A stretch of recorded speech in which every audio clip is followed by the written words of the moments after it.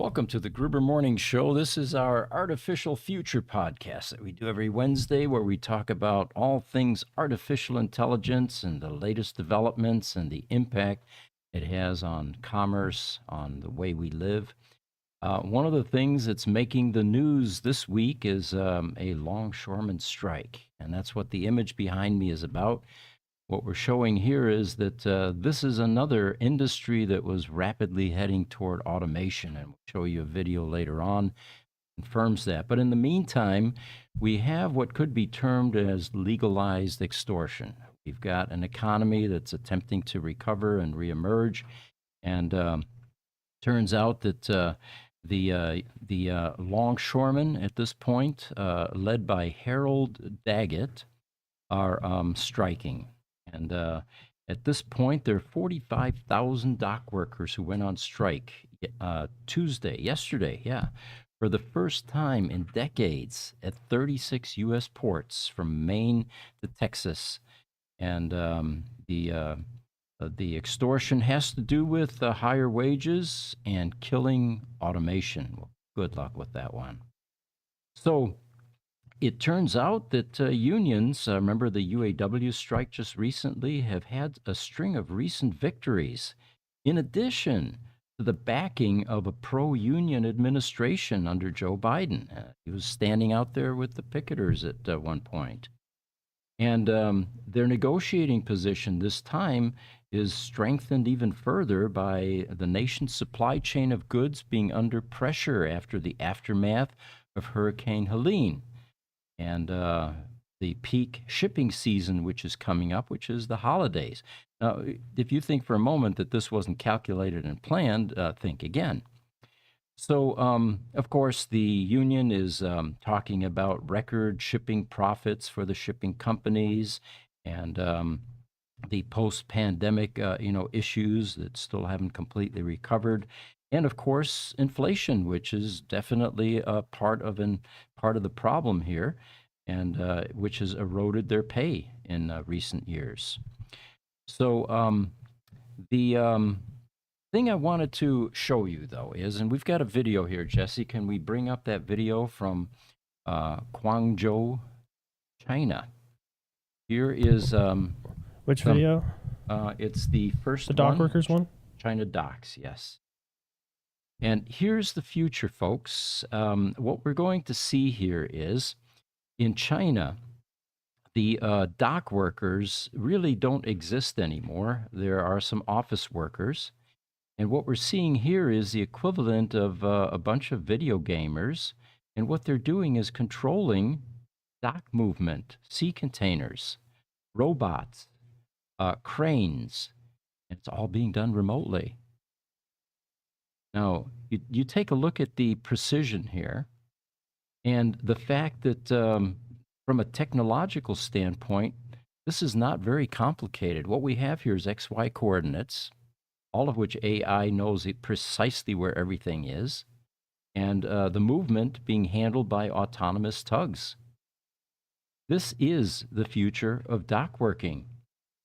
And of course, a lot of jobs have gone away. In fact, there was a comment here. Can we learn anything from their advanced automation, China, and large workforce abstracted away from their political system? If not, they shudder. They say incredible tech, but I always wonder, what does China do with all the workers that are displaced by automation? Well, what I like to think is that that room where you saw these people apparently playing video games are the new breed of dock workers. And this is where the work takes place now. And Pete, one thing to highlight there, this is all AI. They're not actually controlling all this stuff. They have the ability to, and they're supervising, and they can intervene if they need to. But all of this is completely AI. Yeah, thank you, Jesse. That's true. This is so they're basically monitoring, but if you think about it, AI algorithms can handle all of this. They know when the ship arrived. They know what the load was, and from there, they go into storage. It tracks everything, and operates the machinery, basically. Have a number of questions coming in already. YouTube, Clark Swartz says hi from Gilbert. Thanks for joining us. Instagram, Vinoth_Swami_Das. He says hi. And then United Kingdom of Vinland. He says hi from upstate New York. That's a YouTube visitor. I lived, by the way, in the Finger Lakes region for a number of years. Bristol, New York, the ski area there in the valley. Beautiful part of the country. Just couldn't handle the four seasons anymore. Of course, now we're out here and we're breaking records still in the month of October. Yeah, I'll try and look it up. I wonder what the record is now. We've definitely broken it. Yeah. All right. So again, it's another one of those disappointing deviations from keeping the economy healthy. And the guy that's leading all of this, by the way, for the Longshoremen is Harold Daggett, and he has been involved in this union for many decades, actually. He was a longshoreman himself at one point in time. And I love these guys, the comments that they make. And here's a quote from him. And this was with Fox News in an interview. He says, "When my men hit the streets from Maine to Texas, every single port will lock down." Well, do we really need to be terrified of all this? It's a tragedy that it occurred in the first place, that they couldn't negotiate something. Instead, we're going to make the economy suffer even more. But it gets even better. Some more quotes from him. "Who's going to win here in the long run? You're better off sitting down and getting a contract," Daggett added. "Let's move on this, world. I will cripple you, and you have no idea what that means." Oh, anyway, we've got another colorful character. After Sean Fain, I thought maybe that was over. But it looks like Harold Daggett is the new guy in the news with a lot of strong language about how he's going to cripple the U.S. economy unless they get what they want. TikTok, On-Call Diagnosis Mobile says, "I work for Stellantis, and they are doubling down on software and AI." You make a good point there. The problem that these guys have, and it happened with the SAG-AFTRA group. Remember when the writer's strike occurred last year? It was within weeks of an announcement that AI is going to be able to do script writing and do it a whole lot better than the humans that have been involved all this time. And of course, they did the same thing. They tried to write things in the contract to prevent automation, prevent AI from infiltrating, and keep humans involved in the process. Folks, it doesn't work. Give it up. AI is coming. It's coming fast. And all these guys have done is, again, like SAG-AFTRA, where they pushed the studio execs into getting far more serious about AI tools. Same thing's going to happen here. The level of automation that's going to occur is going to wipe out these kinds of legalized extortion efforts in the future. And we'll eventually say, hey, they did it to themselves. YouTube, Kingdom of Vinland, he says, "I can see an argument to use automation to fill gaps in the workforce, but I don't think it should be used to just replace people." The motivators here, Kingdom of Vinland, are economics. And unfortunately, corporations anywhere are completely focused on profits. The bigger they get, the less important people are. One of the things I'm proud of in a smaller company like us, we're about $30 million combined revenue, is that companies like ours still have a soul. They still have some feeling for the people that make up the workforce, and not all decisions are based on spreadsheets and profits. But the bigger they get, and the more diluted the ownership becomes and the control, and the shareholders take over, the more that focus turns to strictly profits. So, yes, I agree with you. It should not be used to just replace people, but unfortunately, it typically does. YouTube, Bernard Holman, welcome. He's from Toluca, Mexico. Instagram, Penguin207355. Will automation bring costs down? Good question. Yes, absolutely. Think of it this way. In any kind of a business, you have a bunch of human beings that are creating goods, services, and or developing product manufacturing. Robots, work 24/7. They don't get salaries. They are far more efficient, far more accurate, and eventually that brings prices down, especially when you take a look at the target prices that are being bantied about by people like Elon Musk, saying that humanoid robots are going to be about $20,000. I don't know of a business owner that wouldn't gladly spend 20K rather than hire a human being at a salary and sometimes a sign-on bonus and all of the other stuff that comes with it, from vacations, sick days, working 8 hours per day versus 24/7. $20,000 is a hellacious bargain. Now, of course, humans are going to have to find other things to do, and that could be a problem in the short term. But again, if you follow the conclusion of all of this automation and AI, the goal is eventually to create a utopian society where currencies go away, borders go away, and we all live in harmony and peace, and we have an age of abundance. There's no such thing as disparity in incomes or wealth. We all have wealth. We all have everything we need. So we just have to get there. YouTube, Kitsap Publishing. It's Ingemar Anderson. How are you in Seattle? He says he's going to be joining us, by the way, next week if everything works out. I think it'll be a Zoom call. Yeah, actually, Ingemar has written a couple of books now, I believe, and we're going to talk about that. They are AI related. Looking forward to that session next week. Instagram, Penguin 207355. Will automation bring costs down? YouTube, Kingdom of Vinland says, I'm in the Finger Lakes area. Closest one to me is Seneca. Yeah, Seneca Lake. By the way, all of the names back there were old Indian names, Mohawk, bunch of different tribes that inhabited that area many moons ago. Instagram, T. Joseph 2018 says, hi, Boston Dynamics is creating robotic police force that will replace half the humans. Well, half the police, we hope. Italo Garcia from YouTube. Hi, nice video. Thank you. We've got another one coming out here probably today, we're thinking, and it's going to be on autonomous driving. And this was a fun one to create. It's the lack of standardization in autonomous driving. All the car manufacturers are doing their own thing, and we would have a far faster, better product if they were all moving, or if they were all working together on it. Italio Garcia says, "Hay a supernatural movement." That's a different language, and I'm not going to pretend I know what that is. But thanks for commenting. Instagram, T. Joseph 2018. No workman's comp. No, he's talking about robots again. No workman's comp. No sick days. No lawsuits, by the way. Robots. Oh, no unions. They're not going to organize, right? Well, we think anyway. But there are ethical issues. Will there eventually be some agencies that protect the robots?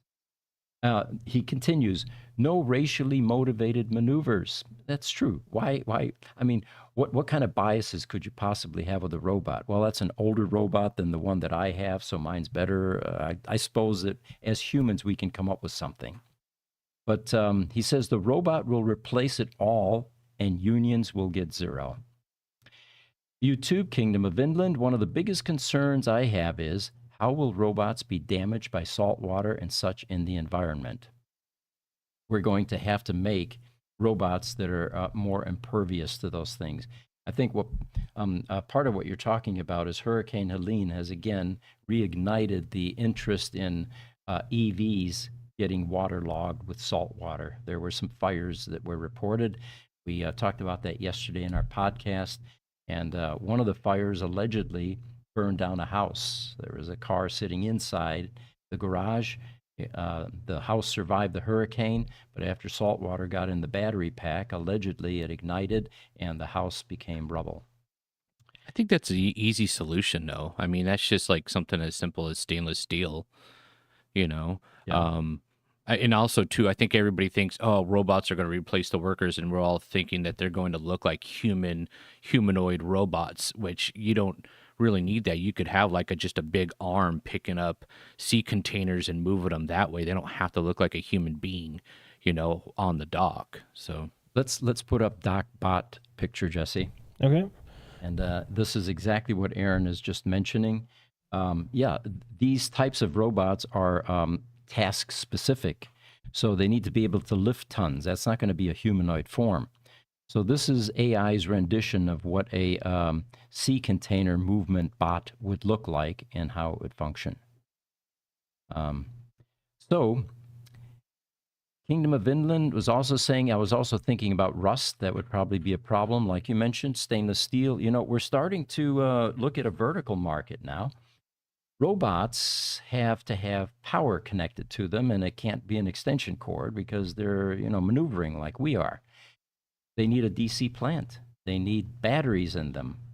And we are in the battery business. So we're beginning to get some interest in utilizing our AGM batteries in robots. And of course, lithium ion makes perfect sense. And eventually we'll have, who knows, there may be solar charging capabilities on the robots to keep the batteries charged, just like we do with cars and other things and homes. And the thing to remember too about, we're talking about water, rain, elements, that kind of stuff. I mean, we've figured it out with cars, right? I mean, the cars drive tens of thousands of miles before, rust is an issue, or, you have to get it serviced, right? The same thing will happen with robots. I think it'll be fine. Oh, absolutely. And the coolest part is the robots are probably service themselves. So any large corporation with a bunch of, robots out there will have a service department run by robots to take care of the preventive maintenance. That's the part people are scared about, though, Pete. Robots building robots. Yep, that's yeah. I know that Cass is very concerned about the uncanny valley aspects of all of this. We've got another a segment here where we're going to look at a humanoid robot that now is looking very human. It's no longer just machinery and gears popping out. And Pete, real quick, just so you know, on the heat update, we are 15 degrees hotter than average for this time of year, which is way hotter. And the records that are currently being set are yesterday and the day before. We set the all-time high for those days ever recorded. Amazing. And we're going to hear about it on the news now for the next 10, 20 years. Hopefully this is an anomaly and this will be it. But so maybe I shouldn't have left the Finger Lakes region just for those reasons. YouTube, Jason Davies joined us. Do you think AI automation will take away the idea of work equal reward? And if so, could that be harmful? Well, remember, those are human needs, validation, reward. These are ego type needs. These machines could care less. You can, in fact, some of the videos that I see, where like Boston Dynamics, who builds exquisite robots, they actually abuse them. They intentionally kick them, push them, make them fall down, just to test, their resilience.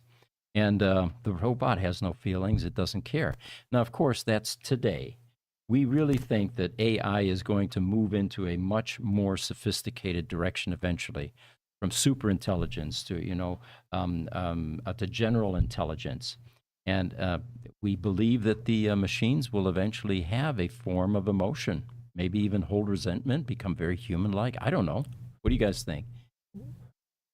I think that it's possible that they can develop their own kind of emotion. I think what this commenter was asking, though, is, well, introducing all this automation, people aren't going to have to, they're not going to need to get rewarded, so what will their drive be? Oh, you're right. Yes. Okay. In a utopian society. When nobody has to work, or when you work for something and you don't get a reward because you just have everything that you want, what does that end up doing for you? And I was going to ask you about this specifically because I think a good sample of this would be like trust fund kids. Yeah.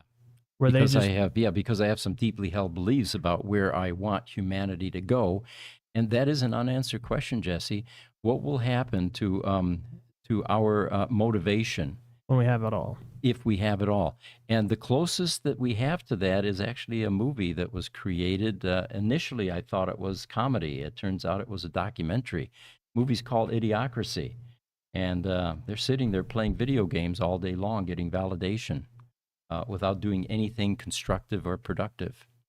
Now, will something inside of us crave that, and then we begin to actualize that into other endeavors like artistry, music, creating things? That's yet to be determined, I think. Well, that's the reason I asked that specifically was because I know that you have had these companies for a long time. You've been very successful with these companies, but you didn't do that for your kids, right? You still taught them the values that they need to have for going out and being business leaders and, you know, being responsible, doing that kind of stuff, instead of just giving them an endless trust fund and letting them do whatever they want. No, they're actually annoyed with me because I keep telling them right from birth, I said, I'm going to spend all the money, so don't even count on that. I'm going to spend all the money. What I will do for you is teach you how to make money and how to sacrifice and how to, work 80 hours a week and still maintain work-life balance. Those are the gifts that I'm imparting to my kids. So, but what happens if now this was the last generation of that? Because that's not going to be important anymore if everybody has everything, right? Yeah. Well, that's probably a whole nother rabbit hole that we can go down in one of these AI podcasts, is to take a look at the eventualities and what the outcomes will be. But it is definitely a concern. I mean, it's on the forefront, I think, of most people that are interested in AI. All right. Instagram, T. Joseph 2018, great job on your podcast. God bless you guys. Thank you. Instagram, 34 says hello. Kingdom of Vinland says, I think our best option for clean energy is nuclear power. Now, Jesse would disagree with that. What would you call that? The best option is what? Nuclear power? Nuclear power. Yeah, I know that is right. Fusion. Fusion, exactly. Yes, nuclear.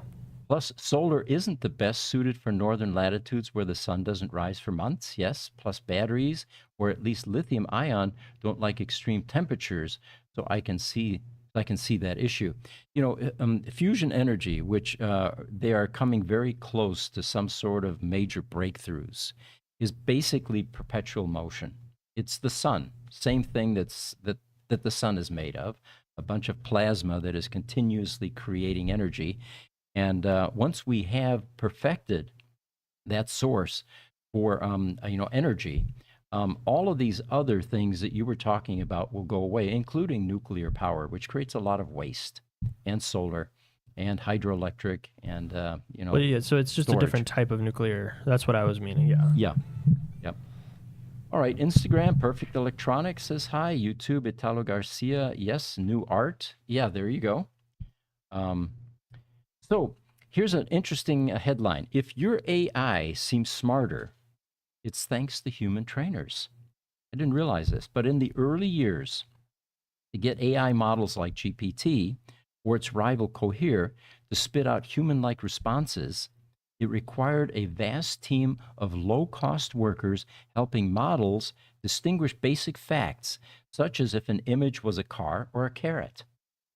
But more sophisticated updates to AI models in this fiercely competitive field are now demanding rapidly expanding network of human trainers who have specialized knowledge, from historians, scientists, some with doctorate degrees.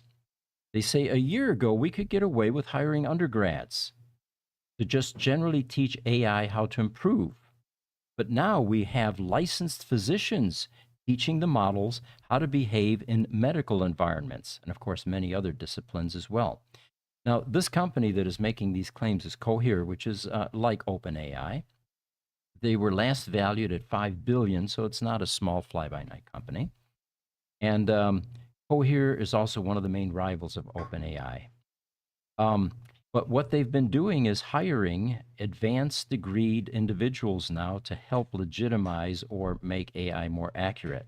They have 5,000 people in over 100 countries around the world that are PhDs, master's degree holders, and knowledge work specialists. Now, pay. This is interesting too. They pay up to $40 per hour depending on the location of the workers or the complexity of work. Some companies, however, like Outlier, pay $50 an hour, while another company called Labelbox says it pays up to $200 per hour for high expertise subjects like quantum physics, but they start at $15 for the basic topics, like distinguishing a carrot from a car or whatever. That's the $15 job. If you're getting into quantum physics, then you're going to probably be the $200 guy. So it looks like a whole new field that longshoremen could go into after their docks are automated. What do you guys think? You're going to need alternatives. Yep. Here's another headline: AI and globalization are shaking up the software developers' world. Their code will get cheaper. It's because AI is replacing a lot of this. And you know what? I had another example of using AI in Visual Fox Pro.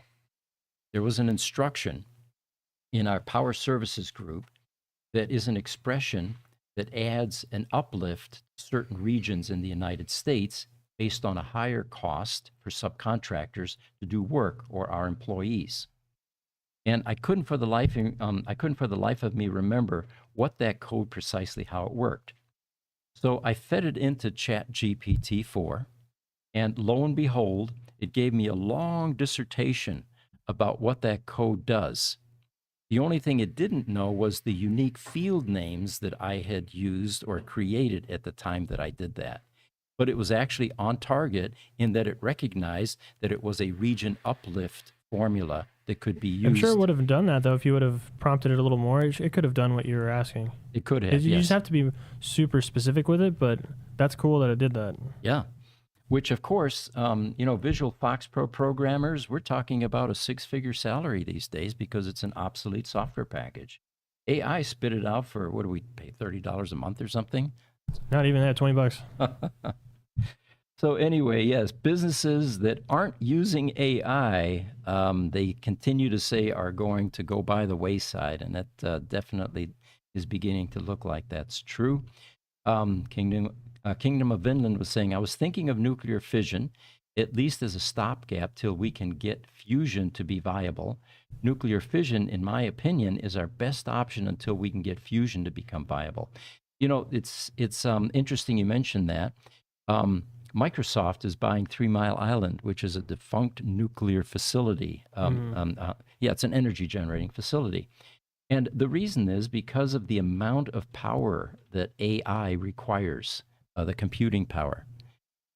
So at least temporarily, AI is going to be fed by nuclear fission, in 3 Mile Island. Jason Davies says the dock workers and get jobs building and maintaining the robots.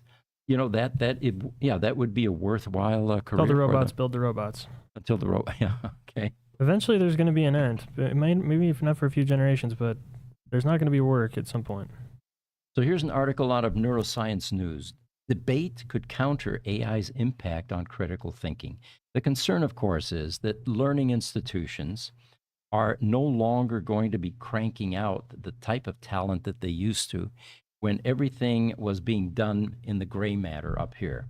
Today, there's so many tools available, people really don't have to think to that degree anymore. So what they're doing is they're suggesting that AI debating with humans can help preserve critical thinking and communication skills. They argue that teaches students to deeply understand topics, because you have to research them, construct strong arguments, and quickly respond under pressure, which requires, again, some gray matter, some quick thinking, which they say would counter the negative impacts of AI tools that simplify tasks and just make people mentally lazy. All right, here was a great article, and this one is Stem Cells Reverse Women's Diabetes. It's a world's first. And it was a new study that reports the first ever successful transplant of stem cell-derived insulin-producing cells for type 1 diabetes were injected into a patient, and they became insulin independent. In other words, no longer needed it after just 75 days after transplantation. And it's maintained this for over a year now. These cells apparently were grown from the patient's own fat cells without the need of transplants or risk of rejection. And so far, there have been no side effects or signs of tumor formation. We're all excited about AI assisting and augmenting medical science. And this looks like one of the first clear-cut examples of that. And those of you that suffer from diabetes, as you know, it's a debilitating disease, especially as you age. So some of the comments regarding this: we will remember illnesses as a scourge of the past. Very soon. Mm-hmm. It's just one case, they say, and we need to wait 5 years to claim the patient will be cured, but it's a great step forward. Well, even if they get 5 years of relief, that seems to be worth it. All right. Randolph Schneck, soon AI will instruct AI. I agree, Randolph. Jason Davies, until the robots can do that themselves, of course. Yep, exactly. Yes. All right. We have a video. Did we show? Yeah, we did. All right. Let's see what we've got here. There is a video that we can pop up. It's Reality Blurs. And there's a 3D entertainment building in China where every sense is ignited, in that it makes it very difficult to distinguish reality from virtual. There's no audio here, but you can begin to see some of the magnificent graphics.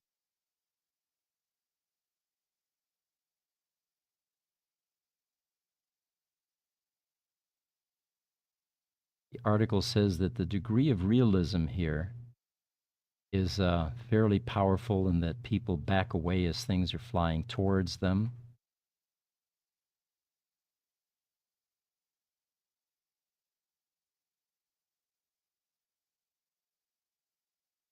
And this is an example of our future, where synthetic experiences become real. And it's going to become increasingly difficult to distinguish what we call reality, or what we think is real, from what is created by AI. Got like 3 years left of solid reality before it's gone. 3 years. Okay. Some of the stuff that's coming out of these video generating AI now is pretty crazy too. And the boundaries, I guess, are getting annihilated. And it'll be interesting again. We talked about the psychology of these changes. How will humanity react when you can fundamentally choose your reality? Yeah, that's a good point. Especially, I don't know if you remember a while ago, we talked about that. Mark Zuckerberg did that interview with Lex Friedman digitally, and it was like a perfect representation of their faces in this AI. When that comes out, you're going to be able to basically see anybody anywhere in the world like they're right in front of you. Exciting time to live. All right, one final article I have here, and the headline here is Feeds Full of Junk, How to Reset Your Social Media Algorithms. Facebook, Instagram, TikTok, YouTube, is it filled with garbage? Well, you can follow some steps and change what the algorithm thinks you want. The article basically says just about everything you see in social media feeds these days is governed by algorithms. Think of them as the digital rules and intelligence that social media companies use to deliver a steady stream of interesting content to your eyeballs. They're invisible conductors that take note of everything you like, click, or comment on, and then use that information to serve up more content that you're likely to engage with. They do point out algorithms are far from perfect, though. Sometimes they pick up on the wrong signals and start to feed your feed with things that you don't care about. For a while there, for a couple of months, I was getting nothing but wild animals on the Serengeti, lions, tigers, cheetahs, ripping animals apart. And I thought, I don't need to see any more of this. It's depressing. It eventually went away. I didn't really do any, or I didn't follow any of these steps that they outline here.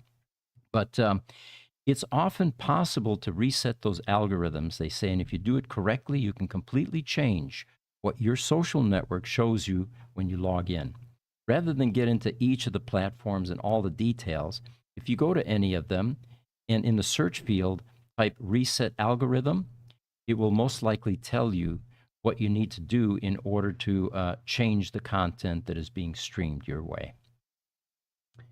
Well, it looks like we've got one more thing, which is the $8 million humanoid robot. And there is a video here, if we can bring that up, Jesse. Oh, you want the video? Okay. Yeah. We speculate continuously. The robots aren't just coming, they're here. And the amount of realism is beginning to change as well. Now, granted, all you're seeing here is a headshot. But this is an $8 million robot that has a number of facial features and movements that simulate a live human being. And of course, this is a beta version. But what you're seeing here is eventually. Oh my God. That's No, thank you, the I'm first good. type of like Android almost. It's crazy. He actually has some speech too, which is very crude at this point there, Cass. But yeah, Cass is definitely sensitive to the If uncanny valley. Jesse would just show my camera, and the reason why I'm not even looking. I can't do it. I can't do this. It's good. Just the lifeless eyes, give it something to it. It's terrifying. My Oh, look at timbers that. are shivered. Now that's what you need to see, Cass. Look at this No, That I'm is good. so cool. one. It's the skeleton. We should make one of Cass. So this is a Russian humanoid robot, and it looks like they're working on something other than invading neighboring countries, which is a good thing, Russia. We're proud of you for working on this type of technology. So join us again next week. I'm Pete Gru-